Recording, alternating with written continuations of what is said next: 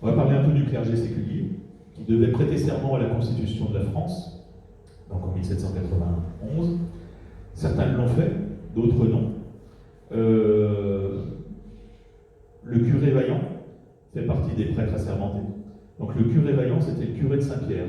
Quand les moines ont quitté l'abbaye en février 1790, l'église abbatiale, il y avait donc deux églises, Saint-Pierre et Notre-Dame.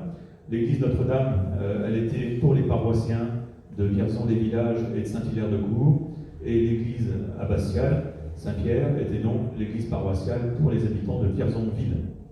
Donc le curé Vaillant, qui était prêtre séculier de l'abbaye Saint-Pierre, pour la paroisse de Vierzon-Ville, il fait partie des prêtres assermentés.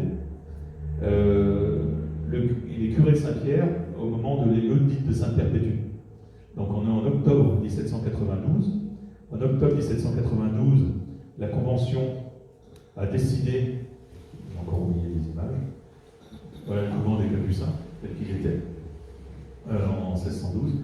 La pente, c'est la rue de Bournou, qui va jusqu'à Lièvre à l'époque, et puis donc la Croix-Blanche de ce côté-là, et la rue de ce côté-ci. Partie plantée en vigne, donc c'est l'actuel square Pérodin. Donc voilà, et donc la grande route, donc la route nationale 20 et 76 à cet endroit. C'est les deux. Donc voilà, j'en ai oublié l'autre.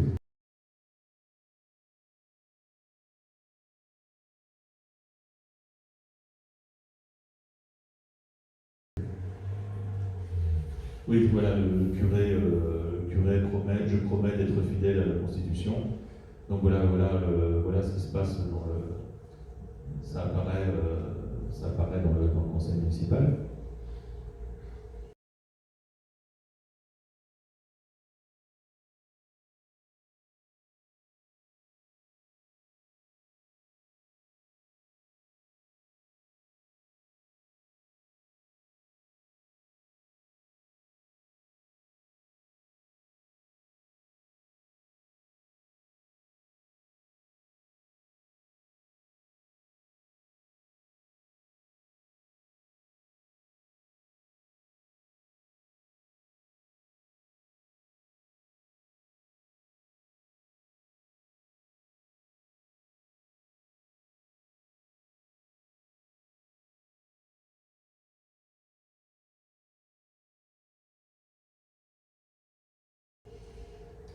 Et donc voilà la chasse de Saint-Pierre, et donc l'émeute dite de Perpétue.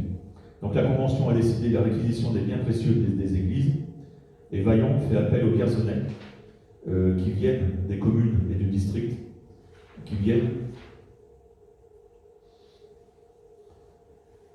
J'ai sauté une page, vous m'excuserez. Qui viennent protéger le reliquaire de Perpétue, patronne de Vierzon, et qui viennent également protéger le curé. Donc il faudra 250 hommes de la troupe qui viennent de Bourges et d'Issoudun pour amener le calme à Vierzon.